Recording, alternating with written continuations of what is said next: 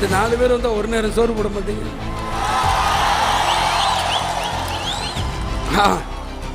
அதுலேயே நம்மளுக்கு போதும், முடிஞ்சிடும். இத்தனை பேர் வீட்டுக்கு நான் போயிட்டு வரக்குள்ள முடிச்சிடேன். என்னையா காசு காசு காசு பணம் படப்புவாங்கயா நீங்களும் உங்க காசு என்னையா கோடி கோடியா சேர்த்து வச்சு எங்கேயா கொண்டு போக போறீங்க?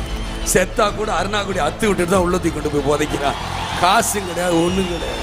விஜயகாந்த் இப்படிலாம் மிரட்டுன்னு நினைச்சா தோல்வி அவங்களுக்கு தான் தவிர எனக்கு கிடையாது.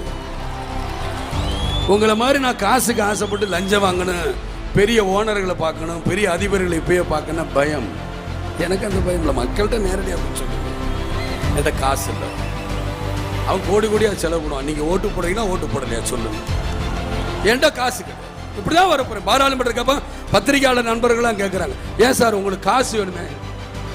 என்னுடைய பொருளாளர்களே என் தொண்டர்கள் தானே, என்னுடைய தாய்மார் சகோதரர் இவங்க தான்.